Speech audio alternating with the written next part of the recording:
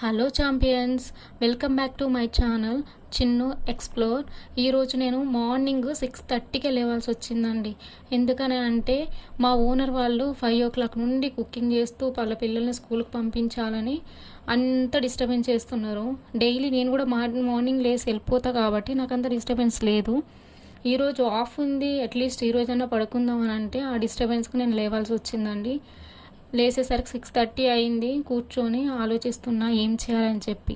So whether కూడా చాలా బాగుంది, కూల్గా ఉంది అని చెప్పి దగ్గరలో ఉన్న పార్క్ వెళ్దామని చూశాను. సో ఫ్రెష్ అప్ అయ్యి దగ్గరలో ఉన్న పార్క్ వెళ్ళాను. అక్కడికి వెళ్ళిన తర్వాత అక్కడ ఎక్సర్సైజ్ చేయడానికి డిఫరెంట్ టైప్ ఆఫ్ ఇన్స్ట్రుమెంట్స్ నేను చూశానండి. ఎవరైనా కొత్త వాళ్ళు వస్తే అవి ఎలా యూజ్ చేయాలో తెలియకపోతే దానిపైన ఇన్స్ట్రక్షన్స్ క్లియర్గా రాస్తుంటారు, అవైనా చదువుకోవాలి. లేకపోతే అక్కడ ఉన్న పిక్చర్స్ చూసైనా ఎలా ప్లే చేయాలో, వాటిని ఎలా ఆడుకోవాలనే విషయం అనేది మనకు అర్థమవుతుంది. సో నేను వాళ్ళందరినీ గమనించిన తర్వాత నాకు వచ్చిన థాట్ ఏంటంటే, అందరికి ఉండేది 24 అవర్సే, వీళ్ళకు ఉండేది కూడా 24 అవర్సే. కానీ వీళ్ళు హెల్త్ కోసం ఇంత ఇంపార్టెంట్ ఇస్తున్నారు అనిపించిందండి.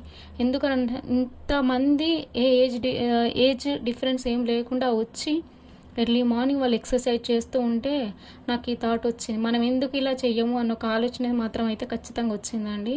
అక్కడ ఉన్న రెడ్ డ్రెస్ వాళ్ళని చూసారా మీరు?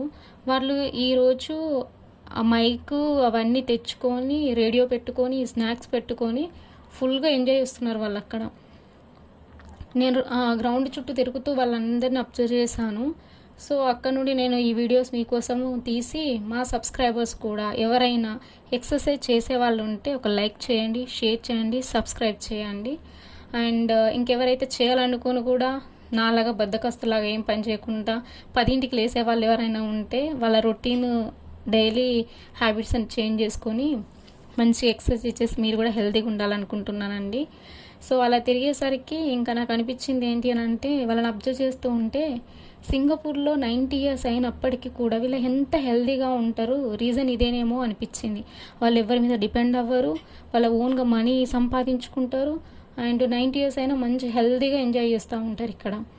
సో అలా ఆలోచిస్తూ ఉన్నప్పుడు కొంతమంది కొన్ని కుక్కలను తీసుకొని వచ్చారు. ఆ కుక్కల్ని చూసేసరికి మా జిమ్మి గుర్తొచ్చిందండి. నాకు అనిపించింది ఏంటి అని అంటే, కనీసం వచ్చే జన్మ ఉంటే అబ్రాడ్ కంట్రీలో ఒక పెంపుడు కుక్కలాగా పుట్టాలనిపించింది. ఎందుకంటే వాళ్ళంతా ఇష్టంగా వాటిని చూసుకుంటూ ఉంటే కనీసం అలా అంత హ్యాపీగానే మనం కూడా వాళ్ళ టేక్ కేర్ చూస్తూ ఉంటే అంత హ్యాపీగా అనిపిస్తుంది. అంత ఇంపార్టెంట్ ఇస్తారు వాళ్ళ కుక్కలకి. సో ఒక 3-4 రౌండ్స్ వేసి అక్కడ ఉన్న ఇన్స్ట్రుమెంట్స్ అన్నిటిని నేను కూడా అలా టచ్ చేసి ఆల్మోస్ట్ ఇంకా 9 అలా అవుతుంది. నేనేం చేశానని తినడానికి నా స్టమక్ చెప్తుంది ఇంకా చేసిన ఎక్సర్సైజ్ చాలు కానీ వెళ్ళి ఏమైనా తిను అని అనిపించిందండి. సో రూమ్లో నేను ఏం ప్రిపేర్ చేసుకోలే కదా అని చెప్పి ఆలోచిస్తుండగా దగ్గరలో ఉన్న తమిళ్ షాప్ ఒకటి నాకు కనిపించిందండి. అక్కడికి వెళ్ళాను. అక్కడికి వెళ్ళిన తర్వాత అక్కడ ఉన్న అన్ని ఐటమ్స్లో కన్నా నా కన్ను మాత్రం పోయింది మాత్రం మటన్ మీదనే. ఎర్లీ మార్నింగ్ నాకు లాలాజలం ఊరుతుంది, అవి తినాలనిపించింది. కానీ అంతకుముందు ఒక 2 times నేను అక్కడ చూసాను, ట్రై చేశాను. నాకు అస్సలు మటన్ నచ్చలేదు అక్కడ. సో ఇంటికాడ ఉంటే మా అన్నయ్యలు మంచిగా నాకు మటన్ తెచ్చినప్పుడల్లా బోన్స్ నా కోసం సపరేట్గా పెట్టేవాళ్ళు. సో వాళ్ళు చేసిన కుకింగ్ నేను మిస్ అవుతున్నా ఇప్పటికి కూడా. అలా అని చెప్పి ఇంకా ఏం చేద్దామని చూసి ఒక ఇడ్లీ ఆర్డర్ పెట్టానండి. ఆ ఇడ్లీ ఆర్డర్ పెట్టిన తర్వాత ఒక ఇడ్లీకి వాళ్ళు చెప్పిన అమౌంట్ ఎంత అంటే $1.20 అని చెప్పారు. మన ఇండియన్ మనీలో అది కన్వర్ట్ చేసుకుంటే ఎంత పడుతుంది అని అంటే, ఆ ప్యాకింగ్ దానికి ఇంకొక 20 cents ఎక్స్ట్రా యాడ్ చేశారు వాళ్ళు. మొత్తం కలుపుకుంటే $1.40. ఇండియన్ మనీలో ఒక 80 rupees అవుతుంది అనుకుంటా.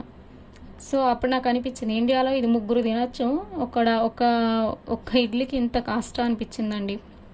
ఎనీవే, ఇంకెవరైతే నా ఛానల్ చూస్తున్నారో